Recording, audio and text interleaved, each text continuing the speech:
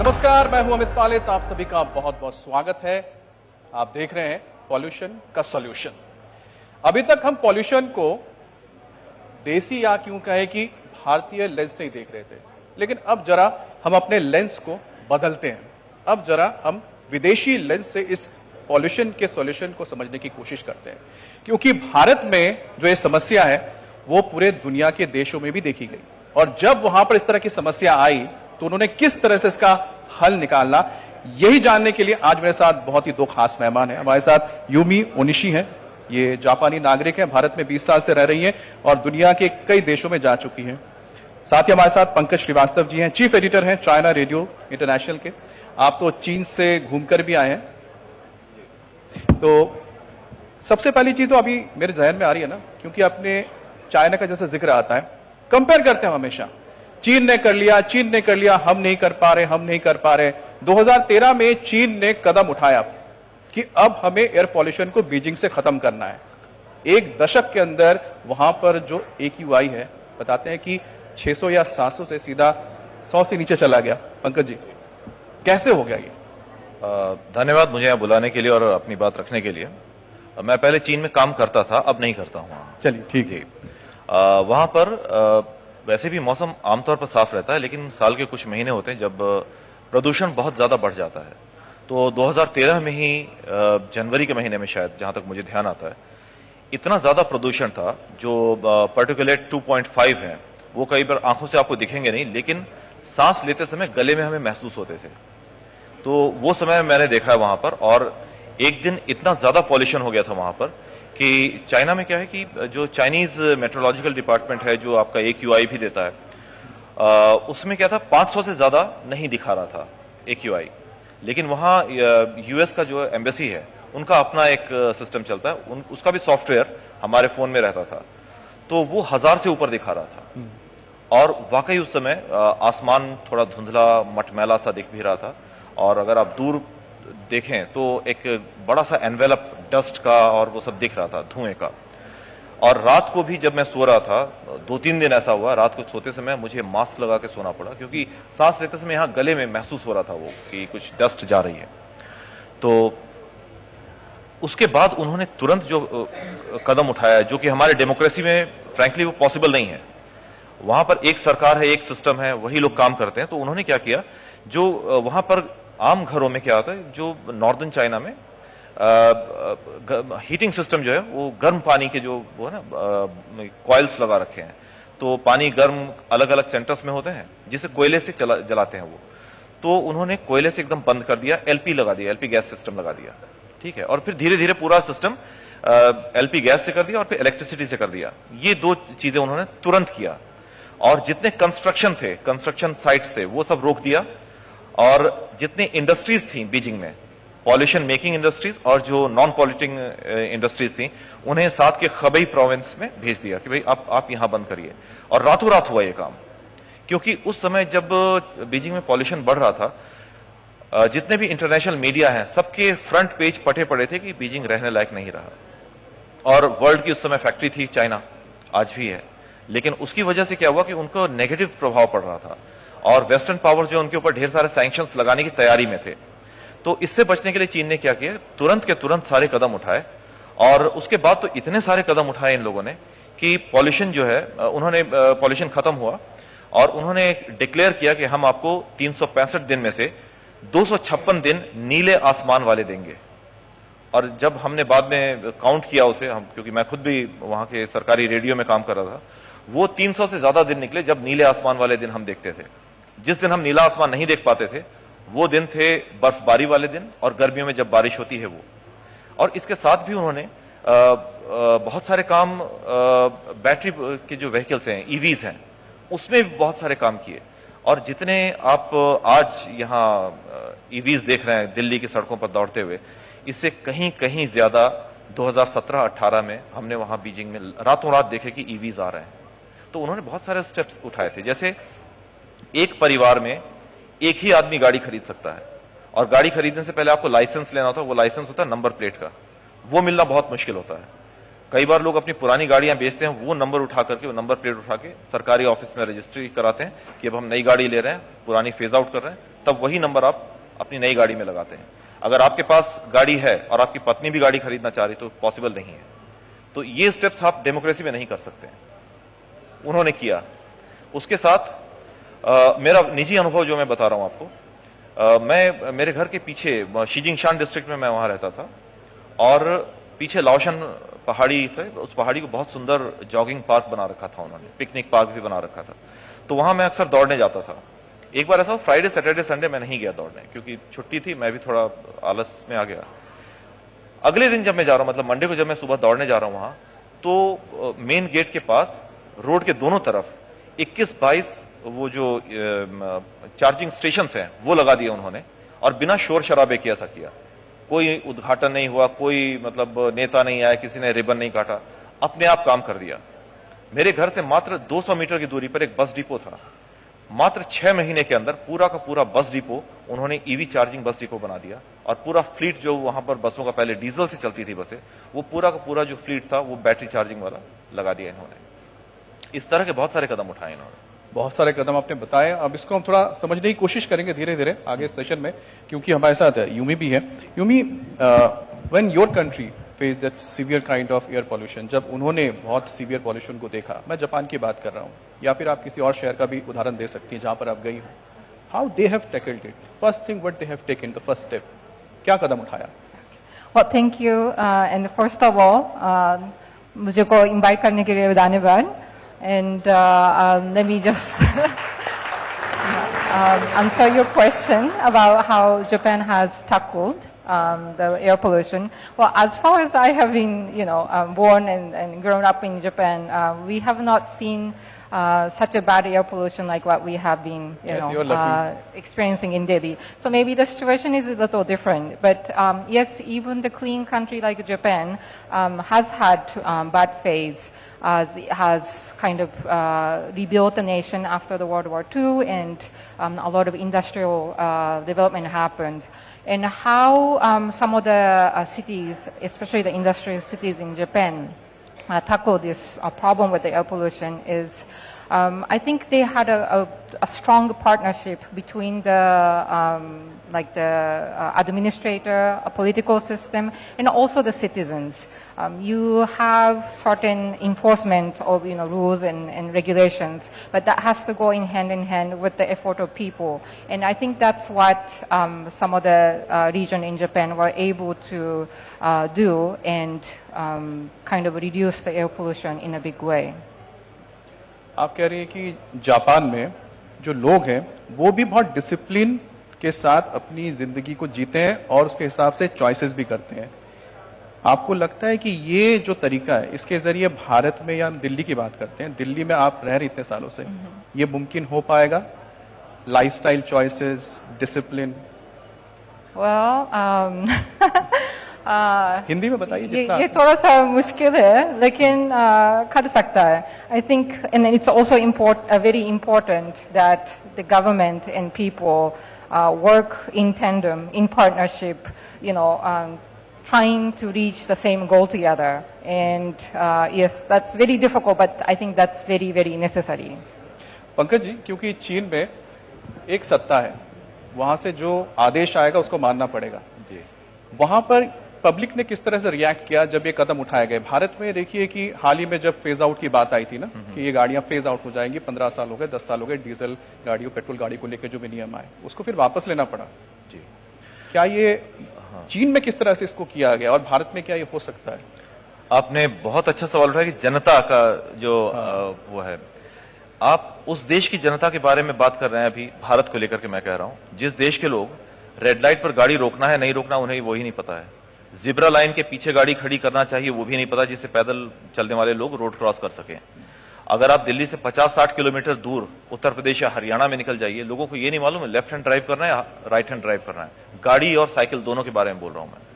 तो यहां के लोग इतने इनडिसिप्लिन्ड है, अगर ओपनली बोला जाए एकदम इनडिसिप्लिन्ड है, कि इन्हें डिसिप्लिन सिखाना एकदम संभव ही नहीं है। लेकिन शुरुआत कहीं ना कहीं से करना पड़ेगा। जहां तक रही चीन के लोगों की बात, तो जैसे जापान के लोग डिसिप्लिन्ड है, चीन के लोग बहुत ज्यादा डिसिप्लिन्ड है। मतलब अगर आपको एक कानून बना दिया, कोरोना के समय में भी मैं वहीं पर था, तो वहां पब्लिक पार्क्स में गैदरिंग मना कर दी गई थी।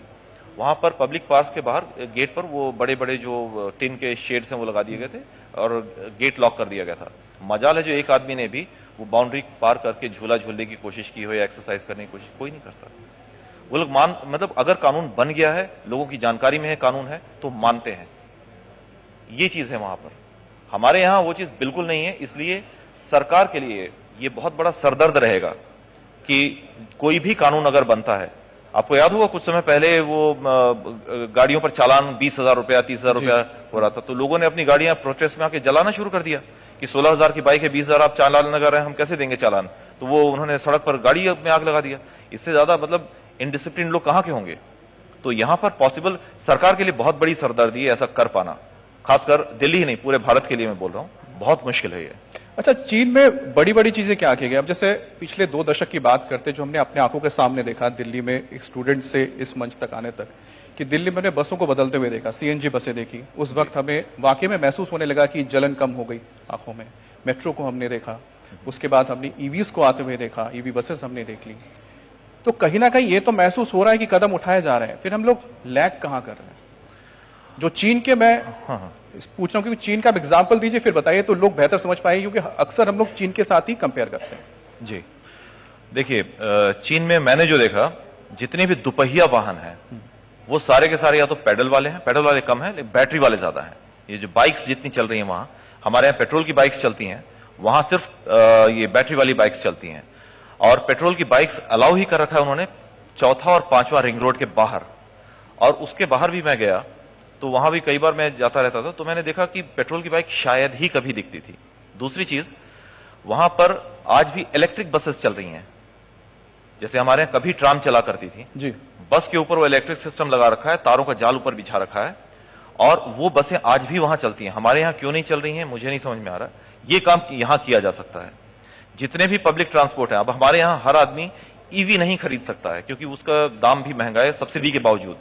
तो क्या यहां पर हमारे इंजीनियर्स नहीं है जो एक ऐसा स्टार्टअप शुरू करें जिसमें सरकार उनकी मदद करे स्टार्टअप शुरू करने में, कि वो पुरानी जो फेज आउट गाड़ियां हैं उनमें पेट्रोल सिस्टम निकाल के ईवी सिस्टम लगा दे, हाइड्रोजन और बैटरी से आप चलाएं वो गाड़ियां।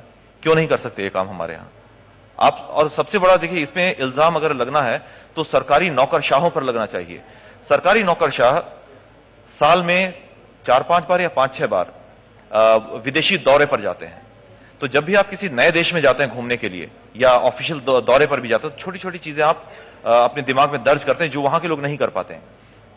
तो वहां से जब वो लोग लौट करके आते हैं यहां पर, तो यहां वो चीजें इंप्लीमेंट क्यों नहीं करते? वो लोग जो हमारे जो रूलिंग पार्टीज हैं उनके थिंक टैंक का काम करते हैं, उन्हें सुझाव दे सकते हैं। आपने एक अच्छा जिक्र किया जो नौकरशाहों का, क्योंकि एक अच्छा फैक्ट है, मैं आपके साथ भी शेयर करता हूं। आप जानते ही होंगे कि चीन में जब उनका 11th 5-year प्लान आया तो उसमें उन्होंने एक क्लॉज डाला, वहां की सरकार ने। क्लॉज क्या डाला कि जितने भी वहां के अधिकारी उनका जो इवैल्यूएशन होता है ना, इवैल्यूएट करते कि उन्होंने किस तरह का काम किया, तो उसमें उन्होंने एक क्लॉज डाल दिया कि आपको जहां भर भी डिपार्टमेंट में रखा गया है वहां पर आपने पॉल्यूशन कम करने के लिए क्या किया है वो इवैल्यूएट किया जाएगा। उसके हिसाब से आपका आगे का प्रमोशन या फिर आपको फायदा मिलेगा। ये आप बता रहे हैं कि इस तरह की चीजें क्या भारत में हो सकती है? मुमकिन नहीं लगता मुझे। नहीं, यहां पॉसिबल नहीं है। वहां पर मैं, हांगझो एक शहर है चीन में, दक्षिणी चीन में हांगझो शहर है, उसकी बताते हैं आधी अर्थव्यवस्था भारतीय लोग चलाते हैं। भारतीय मर्चेंडाइजर हैं, बिजनेसमैन है, ट्रेडर है वहां पर। एक भारतीय मर्चेंडाइजर ने मुझे बताया कि मैं उसका इंटरव्यू लेने के लिए वहां पर गया हुआ था, तो उसने मुझे बताया कि मेरे जो फैक्ट्री थी उसमें फायर सेफ्टी सिस्टम था वो पुराना पड़ गया था क्योंकि फैक्ट्री का उसने विस्तार किया था। अब उसमें हुआ क्या कि उसके पास सुबह फोन आता है कि आपका फायर सिस्टम पुराना हो गया, इसे चेंज करना है, बदलना होगा। तो उन्होंने बताया मैं सुबह ब्रेकफास्ट कर रहा था, घर से ऑफिस के लिए अभी निकलने वाला था, मुझे अब चिंता हो गई कि अब जाकर के कैसे किस किस से बात करना पड़ेगा, क्या चेंज करना पड़ेगा। वो ऑफिस जब पहुंचता है तो देखता है कि उसके फायर एक्सटिंग्विशर विभाग जो है आकर के चेंज कर रहा है सिस्टम। तो इन्होंने बोला कि भाई मैं तो खुद आने वाला था आपके पास कि चेंज करने के लिए। बोले नहीं, वो एडमिनिस्ट्रेशन ने, उन लोगों ने बोला कि एडमिनिस्ट्रेशन ने हमें बोला था चेंज करने के लिए, तो अब ये हमारे ऊपर था कि हमें चेंज करना है, तो इसलिए आकर के अपने आप चेंज कर। क्या ये इतना एक्टिव सरकारी महकमा हमारे यहां मिलेगा आपको? हम तो उम्मीद कर रहे हैं कि चीजें बदल रही हैं, क्योंकि नहीं तो धीरे धीरे जिस तरह से हम देख रहे हैं कि ईवी बसों की तादाद बढ़ती जा रही है, ई रिक्शा आते जा रहे हैं, क्योंकि वहां मैन्युफैक्चर होता है तो दाम भी कम होते हैं। यूमी हमारे साथ बहुत देर इंतजार कर रही है। यूमी, आप दिल्ली में अगर 20 साल से हैं, 20 साल में आपने पॉल्यूशन को देखा, क्या लग रहा है? कम हुआ है, ज्यादा हुआ है, बेहतर हुआ है? बहुत सारे कदम उठाए गए हैं, क्या महसूस कर रही हैं बतौर एक विदेशी नागरिक? I think, well, this is not something that I have measured, but my personal feeling is it has gotten worse, maybe in the last few years. And obviously around 2020, 2021, when we had the COVID and a lot of people stayed inside, it has, improved a bit. But again, in the last few years, we are really struggling. I'm really not sure what's causing this, but yeah, definitely compared to like 2006 when I started living here in Delhi, I think it has gotten visibly worse. अच्छा पंकज जी, चीन में जब हमने देखा कि 2013 के बाद step उठाए गए, तो सबसे पहले क्या किया उन्होंने? बीजिंग से जितने बड़े बड़े फैक्ट्री से हटा दिए, कोल का उन्होंने सब्स्टिट्यूट निकाल के गैस कर दिया। उसके साथ हमने देखा कि बड़े बड़े टावर्स भी लगाए गए, जी, है ना? तो टावर्स का हमने दिल्ली में बड़ा सुना, लेकिन कौन से टावर्स की बात कर रहे हैं? टावर्स लगाए गए थे जो एयर प्यूरिफिकेशन के टावर्स, जी जी जी, चीन वगैरह में अलग अलग शहरों में लगाए गए। ये जो सारे मेजर्स थे, ये भारत में अगर हम सोचते हैं, दिल्ली में भी अंदर जो पहले थर्मल पावर स्टेशन थे उनको बंद कर दिया गया, ठीक है, लेकिन उनको बाहर ले जाया गया। जो वहां पर होता है उसको यहां पर इंप्लीमेंट करते हैं, लेकिन फायदा उस लिहाज से नहीं मिलता जो बीजिंग में मिला है। इसका क्या कारण है कि हमने टावर भी लगा दिया, नहीं, थर्मल पावर स्टेशन बंद कर दिए? हाँ, बावजूद इसके उस चीज को मेंटेन प्रॉपर करिए आप, और दूसरी तरफ पब्लिक के ऊपर भी इसकी जिम्मेदारी होती है। अच्छा, आप कह रहे हैं कि पब्लिक को जिम्मेदारी लेनी पड़ेगी? पब्लिक, बिल्कुल, बिना पब्लिक के नहीं हो पाएगा। हम लोग देखिए, मैं भी सरकार को इतना बुरा भला बोल रहा हूं, लेकिन जो मेन दारोमदार होता है किसी भी देश को चलाने का या किसी भी परियोजना को सफल बनाने का, सरकार तो एक योजना लागू कर देगी, अपनी तरफ से वो प्रॉस एंड कॉन्स बना देगी, उसके नियम बना देगी, फॉलो तो हमें करना है ना। अगर हम ही फॉलो नहीं करेंगे, और दूसरी बात यह कि सिस्टम अगर ढंग से काम करता रहे, हमारे यहां सिस्टम बना तो दिया जाता है, लेकिन उस सिस्टम को मेंटेन करना जो है ना, वो एक बड़ी बात है कि वो हम पूरी तरह से नहीं कर पाते हैं। वहां जो उन्होंने कार्बन एब्जॉर्प्शन सिस्टम बना रखा था, सांली तुनेक एरिया है वहां का, वहां लगाया, उससे वो हीरा बना रहे हैं, जो कार्बन इकट्ठा करके उसे हीरा भी बना रहे हैं। तो हमारे यहाँ ये सोच भी नहीं होगी, लेकिन आप इतना तो किया इन लोगों ने कि ये यहां पर ऐसा सिस्टम बनाए कि जो पॉल्यूशन को एब्जॉर्ब करे। तो ये जो पहल है सरकार की, ये वाकई अच्छा काम है। इस तरह के और भी सिस्टम लगाने चाहिए, और जो काम नहीं कर रहा है उसके पीछे थोड़ा गाइडलाइंस और डालना चाहिए कि भाई अगर आपकी गाड़ी में पॉल्यूशन आप प्रॉपर चेक करवाइए, और पॉल्यूशन नहीं होना चाहिए। दूसरा, कंस्ट्रक्शन साइट पर जहां काम होता है, वहां पर जो कंस्ट्रक्शन साइट में काम होता था वहां पर धूल नहीं उड़े, उसके लिए जो मेजर्स अब मैं देख रहा हूं यहां लेते हुए, वो मेजर्स वहां वाटर स्प्रिंकलर्स हो गए, फिर आपका वो जो डस्ट पड़ा हुआ है वहां पर, मलबा पड़ा हुआ है, उसके ऊपर ग्रीन कारपेट वगैरह बिछा देना जिससे कि मलबा हवा से उड़े नहीं। मेरे घर के पास में ही वहां पर एक नया मेट्रो जंक्शन बन रहा था, जो कि लाइन 1 को दूसरी लाइन, नई लाइन एक बन रही थी, उससे जोड़ रहा था। तो वहां जब भी ट्रक वहां से निकलते थे मलबा लेके, तो ट्रक के पहियों में जो मिट्टी लगी होती थी वो सड़क पर आती थी, और मजदूर एक पाइप से पानी लेकर के वो मिट्टी साफ कर देता था। सड़क पर मिट्टी नहीं दिखती थी वहां पर। 3-3 बार दिन में वो ट्रक्स आते थे वो सड़क को साफ करने के लिए। वो रेगुलर पैटर्न था वहां, दिन में भी 3 बार, रात में भी 3 बार। आपको डस्ट महसूस नहीं होगी। यहां तो सड़क के किनारे डस्ट ही डस्ट है। आप यहां पर आज भी वो झाड़ू से सफाई की जाती है सड़क पर। आप सुबह सुबह तैयार होकर के निकल रहे हैं, बस स्टैंड पर खड़े हैं, वो स्वीपर आके झाड़ू लगा रहा है, आपके कपड़ों पर, चेहरे पर सारी डस्ट आ रही है। क्यों नहीं वो ट्रक का इस्तेमाल करते हैं यहां पर? वो सब क्यों नहीं कर सकते? किया जा सकता है। तो बचपन से मैं वही सिस्टम देखते हुआ आ रहा हूं। आज भी झाड़ू वैसे ही लगाएगा वो। आप खड़े रहिए बस स्टैंड पर, आपके ऊपर कचरा आएगा। तो ये सारी चीजें जो है ना, जब ये सारी चीजें हमारे जो नौकरशाह विदेशों में जाते हैं टूर्स पर, वहां से वो सब जो सिस्टम देख करके आते हैं, वो क्यों नहीं इंप्लीमेंट करते? नेता को आप 5 साल में बदल देते हैं, लेकिन नौकरशाह 60 साल की उम्र तक उसी कुर्सी पर रहता है। वो एक आयरन स्ट्रक्चर है, स्केलेटन है, आयरन स्केलेटन है हमारे देश का। जो भी सिस्टम बनता है, चाहे आर्थिक हो, सामाजिक हो, जो भी सिस्टम बनता है, तो उसमें वो क्यों नहीं काम करता है? वो क्यों नहीं वो सरकार के पीछे वो थिंक टैंक का काम करता है कि भाई ये काम यहां होना चाहिए? जब तक नौकरशाह लोग पूरी तरह से एक्टिव होकर काम नहीं करेंगे, क्योंकि नेता को आप बदल देंगे वो वहीं रहेगा। जी। चीन में देखिए एक सिस्टम और भी है।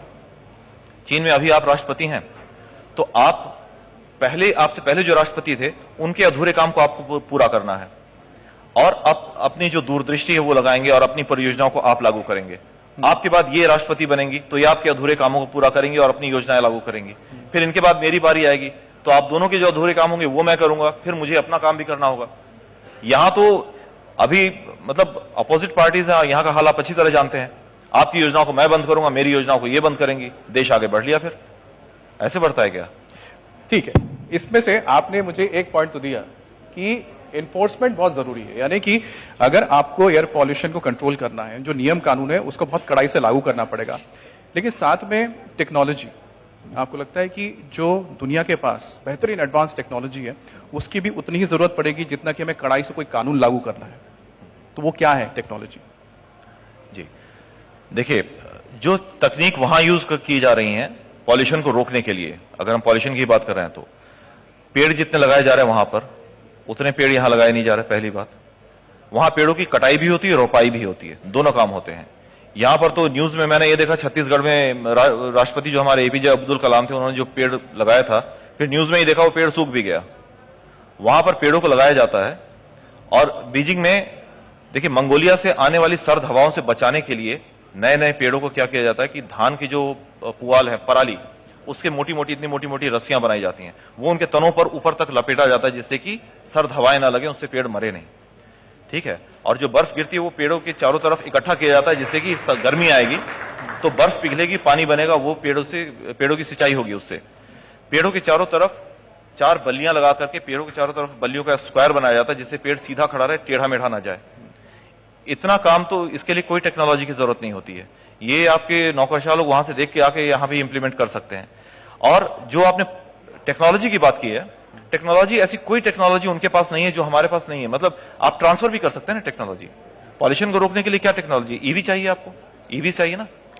आपने एक अच्छी बात कही कि जो टेक्नोलॉजी हमारे पास भी है, इंप्लीमेंटेशन की जरूरत है, यानी कि उसको किस तरह से कड़ाई से लागू किया जा सके।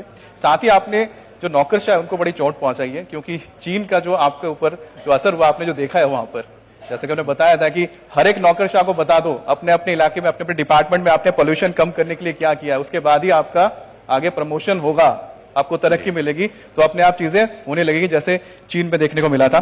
बहरहाल, जाते जाते एक बहुत महत्वपूर्ण सवाल है कि दुनिया में ऐसे कौन सी चीज है या कौन सा ऐसा हम कह सकते हैं कि उपाय है एयर पॉल्यूशन को रोकने के लिए जो किया जाए, जो भारत में नहीं किया जाना चाहिए, बिल्कुल भी जो भारत में नहीं किया जाना चाहिए, जो हो ही नहीं सकता, कोई ऐसा है कि उसको कभी मत कॉपी कीजिए? हम तो हर चीज कॉपी करते हैं कई बार। नहीं, मुझे ऐसा नहीं लगता कि पॉल्यूशन दूर करने के लिए जो दुनिया में दूसरी जगहों पर किया जा रहा है उसे भारत में नहीं किया जाना चाहिए, मुझे वाकई ऐसा नहीं लगता है। मैं बताऊं कौन सा? जी, जो नौकरशाह वाला है, नौकरशाह वाला है, नौकर सब ठप हो जाएगा, कुछ नहीं होगा। क्योंकि आपसे हम ये जानना चाहते हैं कि बतौर एक नागरिक आपको क्या लगता है कि क्या ऐसा होना चाहिए कि दिल्ली में पॉल्यूशन कम हो जाए? क्या ऐसा हम लोग कदम उठा सकते हैं? आप लेकिन नागरिकों के हिसाब से बताइएगा, क्योंकि जापान में हर एक नागरिक अपने ऊपर जिम्मेदारी लेता है। हम नागरिक क्या वो जिम्मेदारी लें, क्या करें? What should we steps take as a citizen of India to prevent और to make our country pollution free? Thank you. I think one of the things we as a citizen of Delhi we can do is to be more aware and also take responsibility. Because at the beginning I mentioned about how in Japan like the government and people partnered together and made it possible to reduce the air pollution. And I think that's what we really need here in Delhi also. Yes, maybe there are more things the government can do, but we have to be also stakeholder in that. And as a citizen, I think people here today obviously are aware, but there's so much more people here in Delhi, and some people honestly probably don't care or not really understanding how grave the situation is. जाते जाते हिंदी में कुछ कहेंगे आप? वो मुश्किल है। मुश्किल तो है, बिल्कुल बोला आपने सही। इस पॉल्यूशन से छुटकारा पाना बहुत मुश्किल तो है, लेकिन देखिए भारतीय जो सभ्यता है उसमें हम धरती को माँ बोलते हैं, हम नदी की पूजा करते हैं, हम हवा की पूजा करते हैं, हर किसी को हम सम्मान देते हैं। तो ऐसे में जिस पर्यावरण को हम देवतुल्य मानते हैं, तो फिर हम उसको इस तरह से दूषित कैसे होने दे सकते हैं? क्यों हम इसको नहीं बदल पाते हैं और क्यों अपनी संस्कृति के जरिए इस हवा को, पानी को, धरती को, आकाश को स्वच्छ क्यों नहीं रख सकते हैं? जरा सोचिएगा, हमें बाहर जाने की जरूरत नहीं है, अंदर, अपने अंदर, भारत के अंदर ही झांकने की जरूरत है। बहुत बहुत धन्यवाद आप सभी का। Thank you very much.